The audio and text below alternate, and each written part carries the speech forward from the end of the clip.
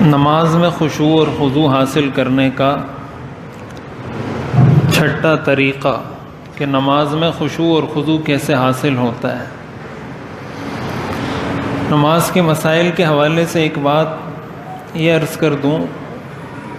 کہ نماز چونکہ ہم نے 5 وقت پڑھنی ہے، فرض ہے، تو اس کے مسائل کو اہتمام کے ساتھ سیکھنا چاہیے۔ میں نے حضرت مفتی محمد تقی عثمانی صاحب دامت برکاتہم نے ایک جگہ لکھا ہے اپنے والد کے بارے میں،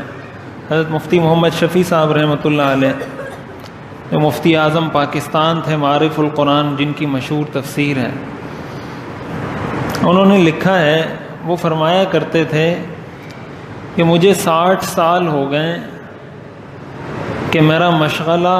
دن رات کام ہی یہ ہے کہ فتویٰ لکھنا ہے، فقہ پڑھانی ہے، لوگوں کو مسائل بتانے ہیں۔ 60 سال ہو گئے،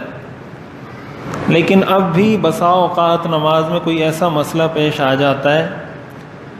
کہ میں پریشان ہو جاتا ہوں کہ اس کا حکم کیا ہے، تو پھر میں جاتا ہوں، کتاب اٹھاتا ہوں، پھر وہاں دیکھتا ہوں تو پتہ چلتا ہے اس کا یہ حکم ہے۔ 60 سال فقہ پڑھانے کے بعد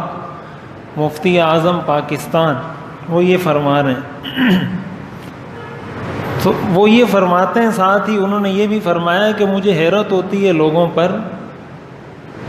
کہ انہوں نے تو اتنی تعلیم حاصل بھی نہیں کی ہوتی اور اتنا تجربہ بھی نہیں ہوتا، لیکن اس کے باوجود ان کو کوئی ایسا مسئلہ پیش نہیں آتا نماز میں کہ وہ کسی سے جا کے پوچھیں یا ان کو پتہ چلے کہ یہ مسئلہ ٹھیک ہے، غلط ہے، میری نماز ہوئی یا نہیں۔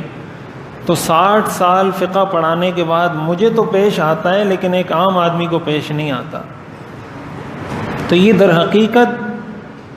اس بات کی نشانی ہے کہ ہمارے دلوں میں دین کی اہمیت نہیں ہے۔ لوگ علماء سے بہت شکوہ کرتے ہیں، کبھی کسی کو مسئلہ بتاؤ تو کہتے ہیں یار یہ آپ نے نیا مسئلہ بتایا، ہم نے زندگی میں پہلی مرتبہ سنا ہے۔ میں کبھی مسئلہ بتاتا ہوں تو لوگ آ کے یہ کہتے ہیں، اور اعتراض ایسے کرتے ہیں گویا اس نے اسلامیات میں PhD کی ہوئی ہے۔ ظاہر ہے یہ سوال تو وہ کرے، یہ اعتراض تو وہ کرے جس کا دن رات کام ہی یہ ہو کہ وہ بیٹھ کر قرآن اور حدیث پڑھے اور لوگوں کو قرآن اور حدیث پڑھائے، جس کا دن رات مشغلہ یہی ہو۔ وہ اگر یہ اعتراض کرتا ہے کہ یار میں نے اتنی کتابیں پڑھی ہیں اور مجھے فقہ کی کسی کتاب میں یہ مسئلہ نہیں ملا، تم نے کہاں سے بیان کیا، تب تو بات سمجھ میں آتی ہے۔ لیکن جس نے دین کے بنیادی مسائل بھی نہیں سیکھے،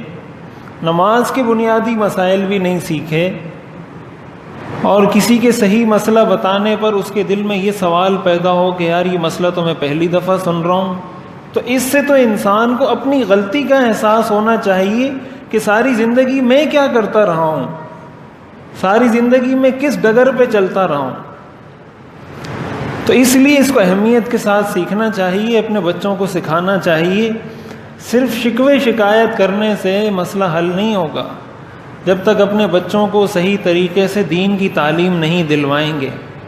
یہ نماز کا طریقہ سکھانا یہ تو والدین کی ذمہ داری ہے، یہ تو والدہ کی ذمہ داری ہے، والد کی ذمہ داری ہے کہ اپنے بچے کو نماز کا طریقہ سکھائے۔ اور یہ قرآن کا حکم ہے، وَأْمُرْ أَهْلَكَ بِالصَّلَاةِ، اپنے گھر والوں کو نماز کا حکم دو۔ تو نماز کا حکم دینے میں یہ بات بھی شامل ہے کہ جب آپ نماز کا حکم دیں گے تو ساتھ طریقہ بھی تو بتائیں گے، ورنہ کیسے نماز کا حکم دیں گے آپ بچے کو۔ تو اس لیے اپنے بچوں کو صحیح طریقے سے اپنے سامنے ان کو بتایا جائے کہ بیٹا آپ میرے سامنے پریکٹیکل نماز پڑھو،